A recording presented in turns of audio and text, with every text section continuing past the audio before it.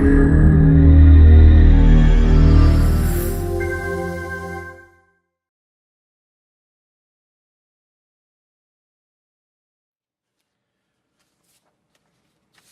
topic of Belinda's presentation this evening is Globalisation and the Future of Health Law, Harmonisation or Diversity.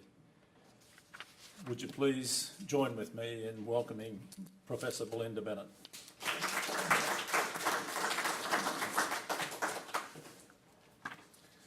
Thanks, John. Thank you very much for that very kind introduction. I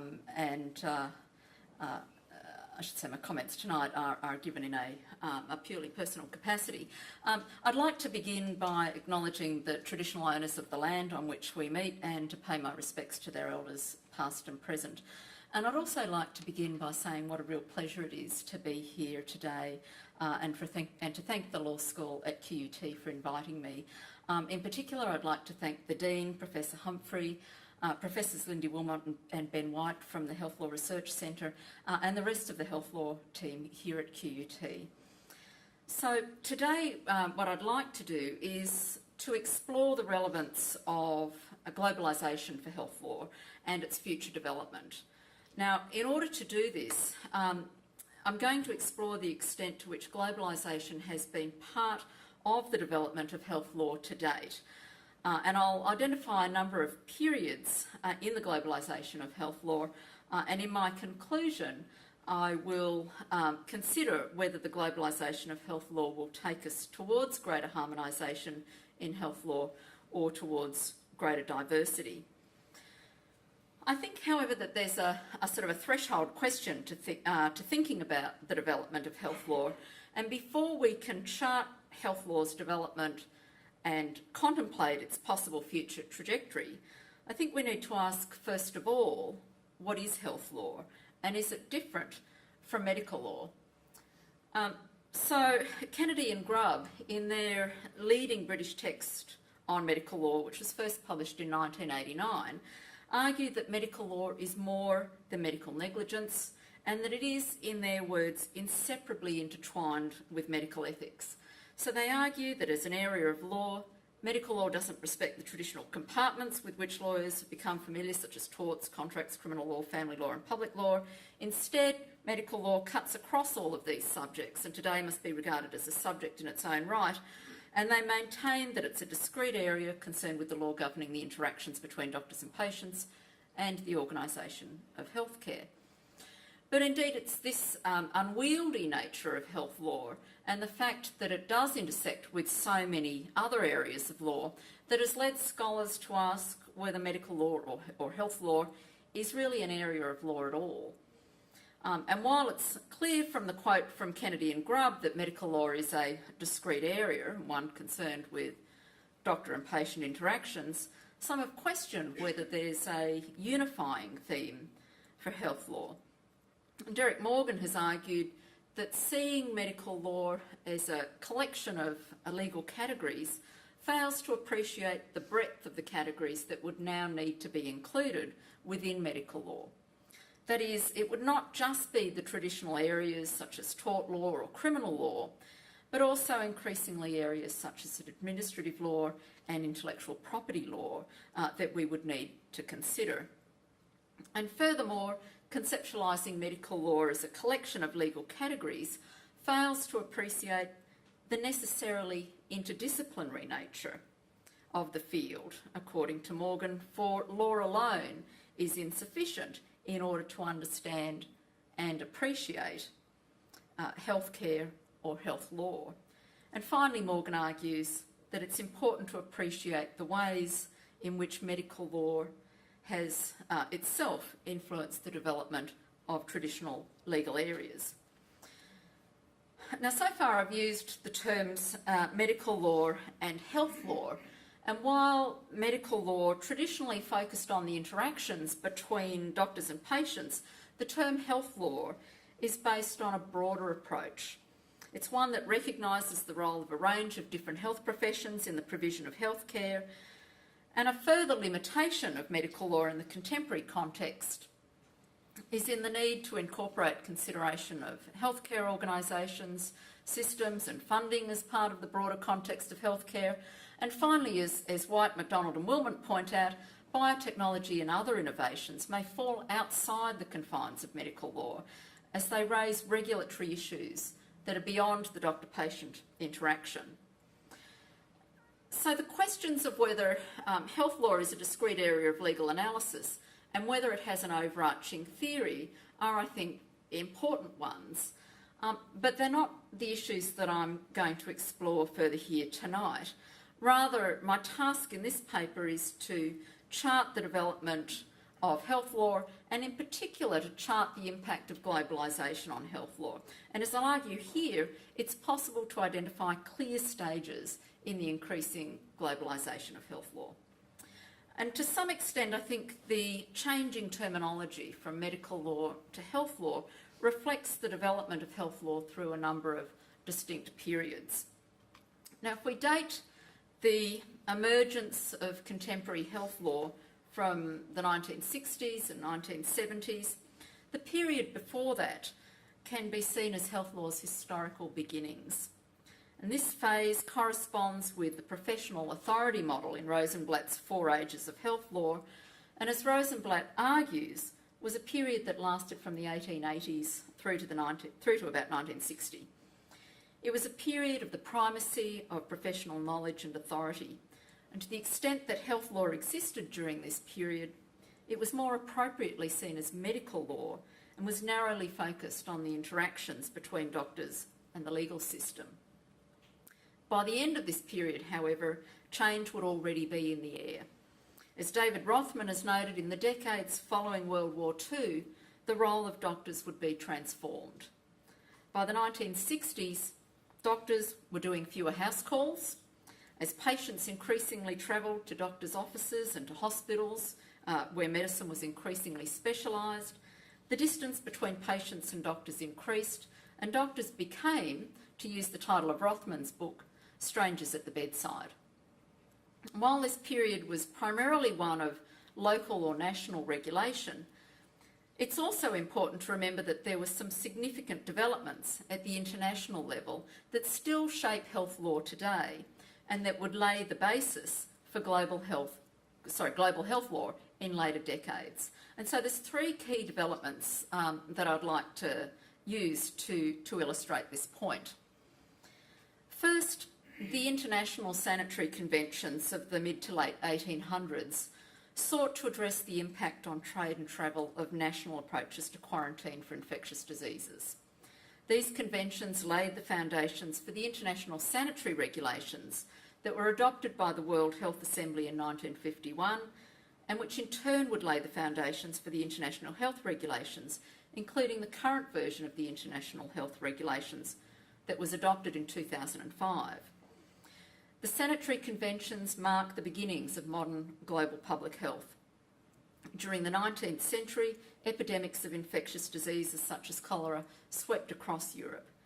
Much of the population of Britain's cities lived in poverty and squalor, in overcrowded, unsanitary conditions, surrounded by the pollution of urban overcrowding and industrial society, with inadequate sewage systems and contaminated water supplies.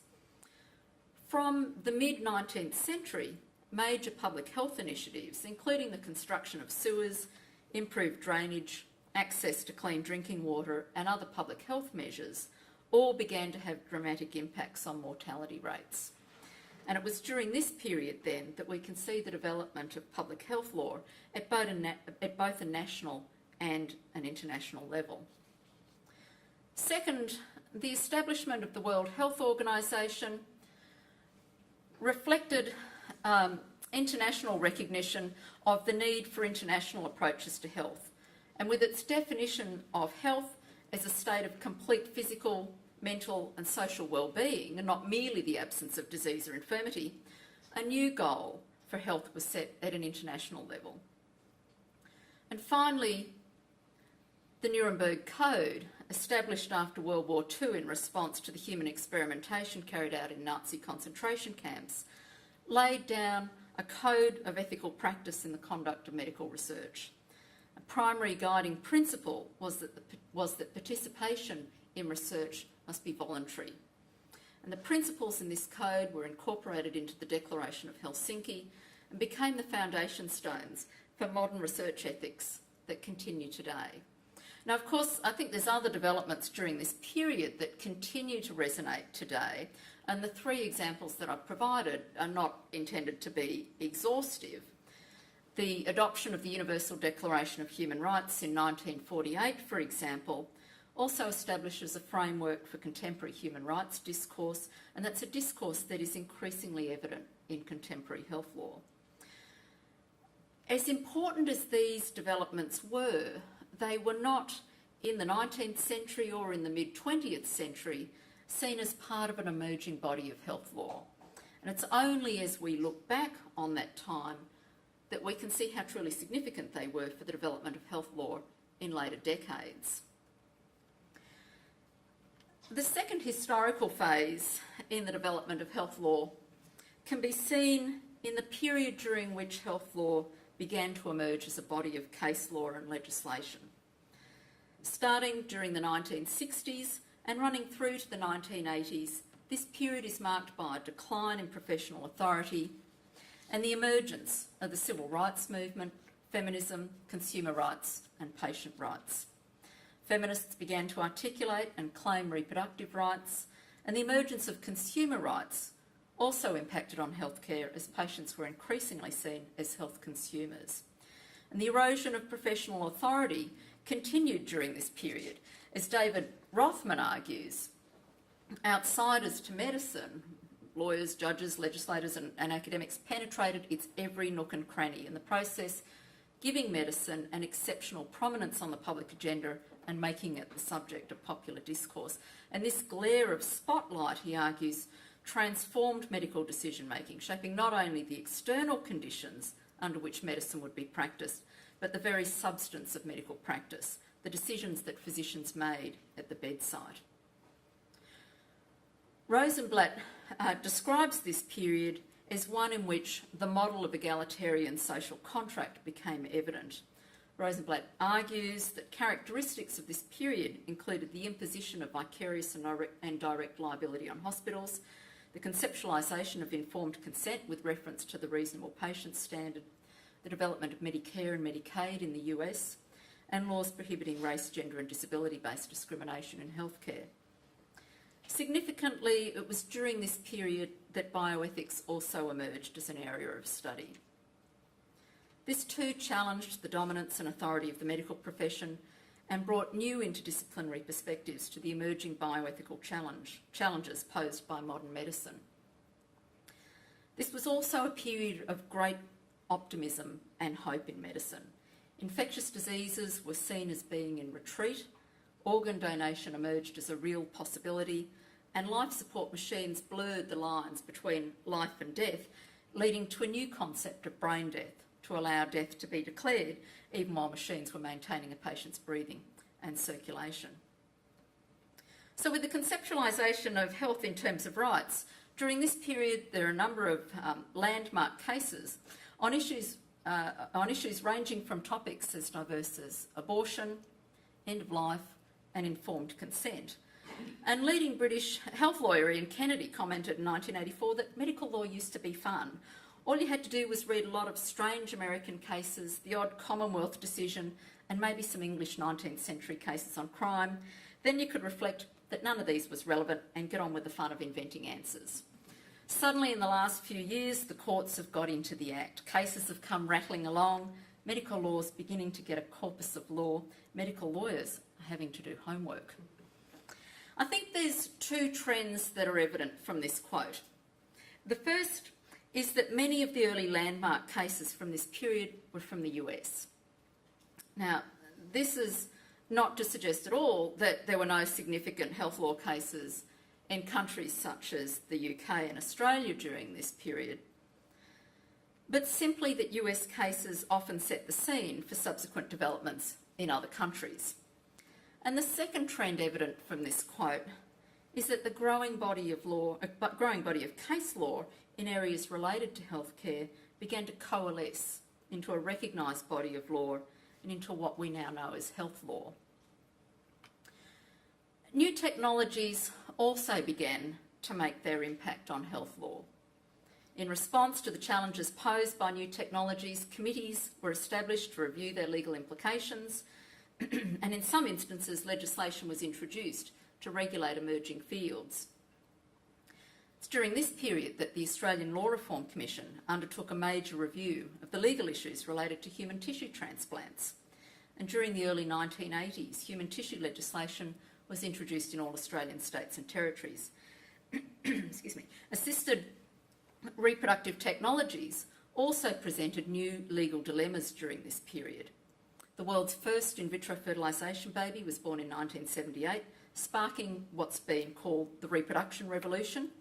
And legal scholars and legislatures around the world considered questions ranging from the parentage of children born as a result of these new technologies, including the parentage of children conceived as a result of donated gametes used in assisted conception procedures, whether frozen embryos could inherit from their parents' estate, and whether limits should be imposed on the research and clinical treatment in this area. And both in Australia and the UK, committees of inquiry were established to address these issues. And in 1984, the Australian state of Victoria passed the world's first legislation regulating assisted conception. Excuse me. Globalisation is an emerging theme during this period. Committees of inquiry, law reform commissions and cases increasingly referred to international developments in their deliberations as they considered the experience of other countries. And furthermore, the language of science is not jurisdictionally based, and scientific developments in one country could change the possibilities in other countries as well. And an example of this can be seen in the cloning breakthrough marked by the announcement of the birth of Dolly the cloned sheep that led to considerable international debate. And as such, we can see the beginnings of the impact of globalisation on the development of health law. Despite these early global trends, health law remained largely a local national concern. And furthermore, both health law and bioethics focused on first world issues and the dilemmas posed by high-tech medicine. Disparities in health, both within and between countries, received little attention from health lawyers and bioethicists, and public health, both domestically and globally, remained at the margins of both health law and bioethics. During the 1990s and 2000s, health law entered the third stage in its development, and this period was characterised by a focus on rights and risk. As the body of health law cases and legislation grew, so health law increasingly came to be seen as a distinct area of analysis.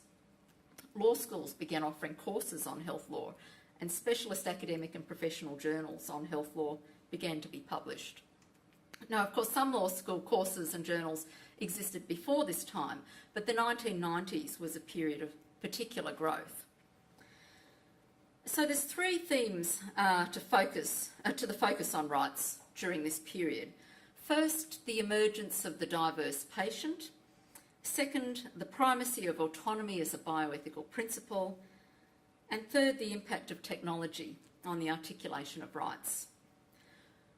The growing burden of HIV and AIDS during the 1980s and 1990s transformed the context for patients' rights. While the traditional approach to infectious diseases potentially involved isolation of infected individuals, a different approach emerged in response to HIV and AIDS. And as Bayer and Fairchild have pointed out, this exceptionalist approach focused instead on education and behavioural change, recognition of the rights of affected individuals, and voluntary rather than coercive measures. And importantly, the growing impact of HIV and AIDS on poorer countries could no longer be ignored, and spiralling infection and death rates in areas such as Africa led to emerging interests in health and human rights, health disparities, and global health. Furthermore, the articulation of patients' rights in terms of particular interests flowed through to other areas of healthcare as well. And as Susan Wolfe has pointed out, instead of a global conception of the patient, patients became localised and particular. they became imbued with the characteristics of race and gender, ethnicity, disability, age and sexuality. Healthcare, health policy and health rights were seen through these additional lenses. And it was during this period then that we can see a focus on health disparities, including, for example, the need for race and gender-specific data in healthcare and recognition of disability rights, particularly in the context of abortion and reproductive decision-making. The second theme that characterises this period is the primacy of autonomy over other bioethical principles. And while a focus on autonomy and rights was evident from the 1960s, during the period from the 1980s, the triumph of autonomy over beneficence was complete.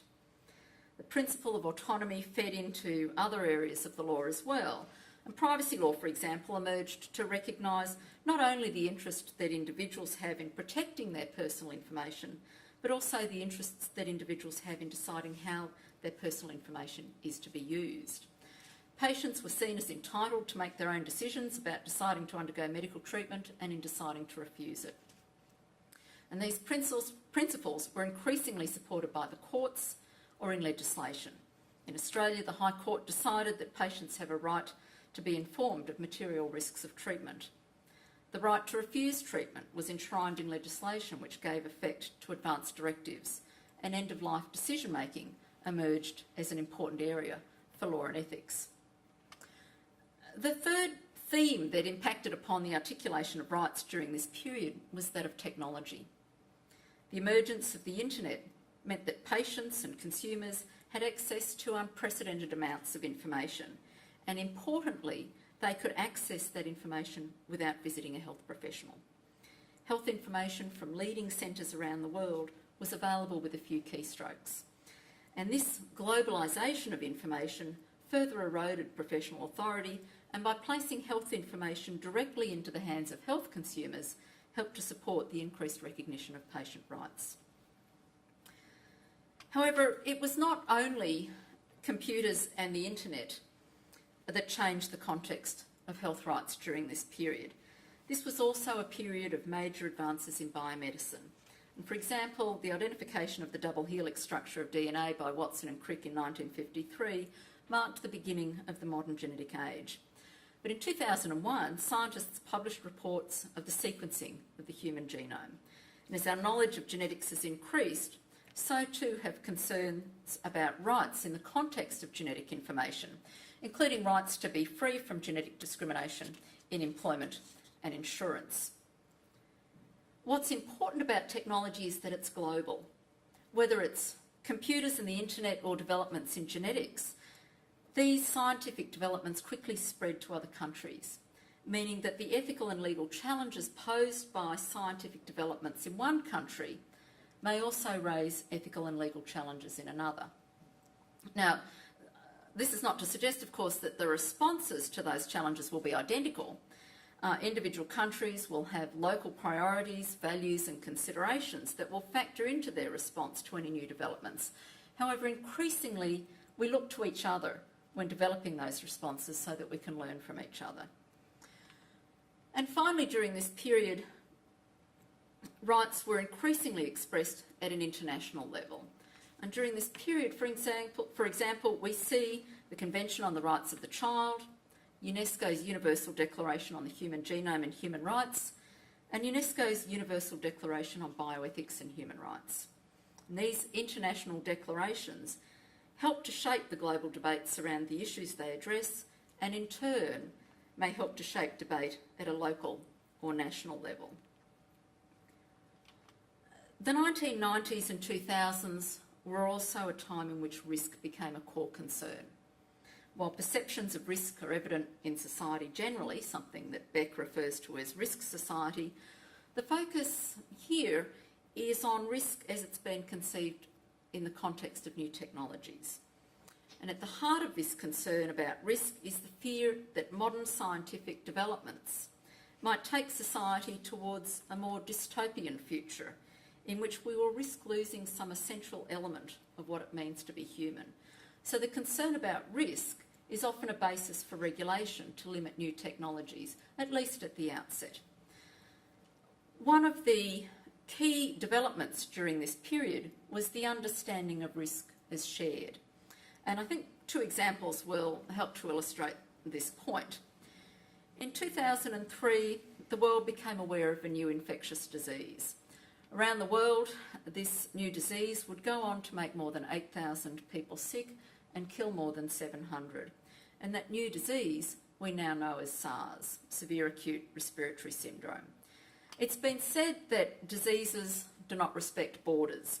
And given the speed with which we're now able to travel internationally, that's certainly true. A person can be in a country on the other side of the world before they even know that they're ill. And in today's globalised world, this poses significant challenges for us in terms of public health. Even before the SARS crisis, work had begun on revisions to the international health regulations. Now, just recall my comments earlier that the international health regulations grew out of the international sanitary conventions of the 19th and 20th centuries during that first period of health law.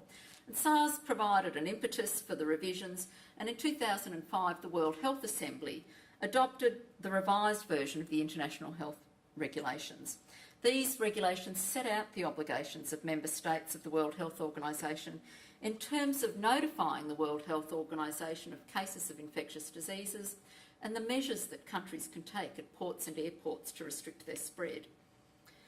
The previous version of the international health regulations only required countries to report cases of 3 diseases to WHO: plague, cholera and yellow fever. And with the revisions to the ACHLR in 2005, countries are now required to assess whether a particular event constitutes a public health emergency of international concern, and if it does, to report it. The 2005 version of the International Health Regulations, now you won't be able to read the text on that, but it contains a decision instrument to assist countries in reaching this decision. There are still some designated diseases that must be reported, and a further list of diseases that mean that the decision instrument must be used as they're recognised as having, in the words of the instrument, the ability to cause serious public health impact and to spread rapidly internationally.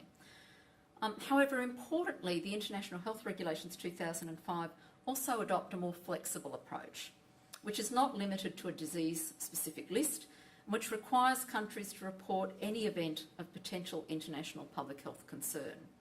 Using the decision instrument, countries are to consider whether the public health impact of an event is serious, whether the event is unusual or unexpected, whether it has a significant risk of international spread, and whether there's a significant risk of international trade or travel restrictions.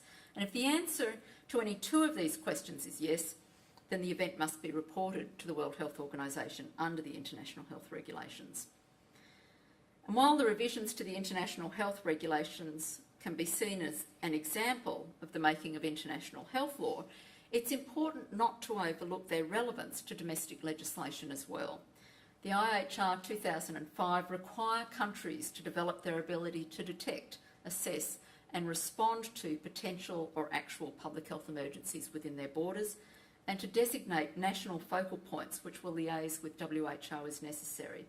So the ACHLR 2005 are not only relevant at a global level, but also shape the parameters for requirements of public health law for countries at a domestic level as well. Another example of the consideration of risk during this period can be seen in the debate around developments in biomedicine. Concern that developments in genetic technologies may increasingly allow parents to select the characteristics of their offspring have raised questions about whether we risk losing something essential about our humanity along the way. And again, there's an emerging, in this period, there's an emerging view that risk is something global, shared and potentially affecting all of us. And Francis Fukuyama argues that the most significant threat posed by contemporary biotechnology is the possibility that it will alter human nature and thereby move us into a post-human stage of history. Now, part of the challenge of assessing risk in the context of new technologies is that it's so difficult to foresee in advance quite how the technology will develop and to what uses it will be put. And there has certainly been significant debate over the implications of new genetic and reproductive technologies for human dignity. And a key question that arises here is whether the risks posed by choice justify the imposition of limits on science and on individual rights. And these are some of the most contentious issues in contemporary bioethics and health law. Now, the final stage in the development of health law that I want to address today is the one of the conceptualisation of health law as global law. And this, I believe, is the current period in the development of health law. This is sort of, this is where we are now. And this period does overlap with the previous one to some degree, because a renewed interest in global public health was certainly evident in the early 2000s. And several factors have combined to highlight the need for a global approach to health law. First, the emergence of new infectious diseases such as SARS and H1N1 influenza, and the re-emergence of drug-resistant strains of older diseases such as tuberculosis made obvious the shared nature of health risks in a globalised world and the need for global approaches to these issues. Second, the global burden of non-communicable diseases such as obesity, cardiovascular disease and diabetes has led to global debate about the management of these issues. And third, the increasing relevance of international trade law to health and health law, including access to essential medicines in poorer countries and growing recognition of health disparities, again requires that health lawyers look beyond national borders in their analysis of health law. And finally, the growing relevance of international human rights law for health law also demands a global perspective for health law. Now, a key distinctive feature of this current period is that global issues in health law are not simply seen as an add-on to health law, but rather that health law itself is understood at its core to be concerned with global issues. And in saying this, I'm not arguing that domestic laws are no longer relevant to health law. Rather, I'm arguing that during this period, health law has come to see itself as fundamentally about issues of global significance, even if the practical expression of those issues is at a local level. So, is global health law simply another way of referring to international health law, such as the international health regulations? Jennifer Ruger has argued that there is an important distinction between international health law and global health law. International health law, she argues, focuses on the relationships between nation states. And in contrast, Ruger argues that global health law takes a broader approach beyond nation states to include NGOs and individuals, and it's an approach based on the world as a community, not just as a collection of nation states. Lawrence Gostin and Alan Taylor define global health law in the following terms. They say that global health law is a field that encompasses the legal norms, processes and institutions needed to create the conditions for people throughout the world to attain the highest possible level of physical and mental health. That the field seeks to facilitate health promoting behaviour among key actors that significantly influence the public's health. And that the mechanisms for global health law should stimulate investment in research and investment, mobilise resources, set priorities, coordinate activities, monitor progress, create incentives and enforce standards. And that study and practice of the field should be guided by the overarching value of social justice, which requires equitable distribution of health services, particularly to benefit the world's poorest populations.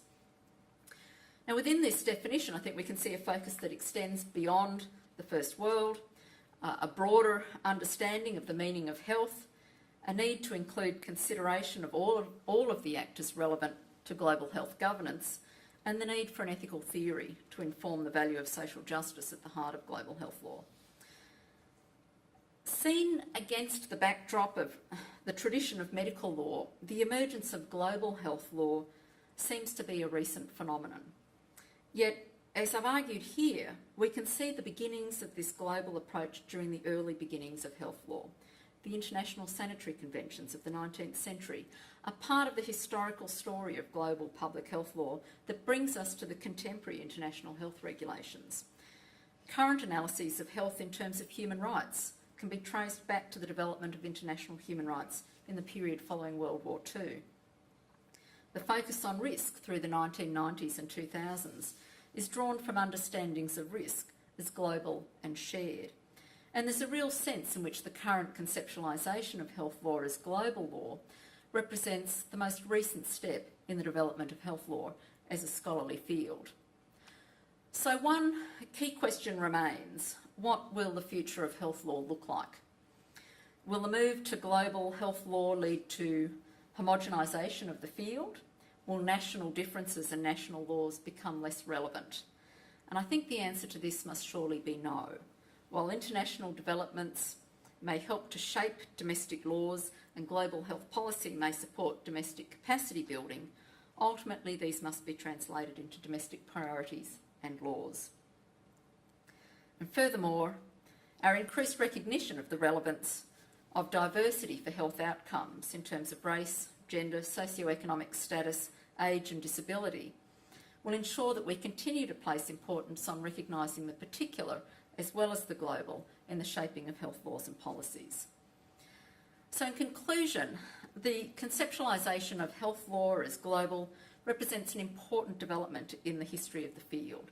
It opens up new horizons for us not only to analyse domestic legal developments, but also to engage in international dialogue and to learn from the experiences of other countries. It also reminds us that the world is a shared place, and through the role of law, we can work out how best to articulate both our rights and our obligations within that space. Thank you.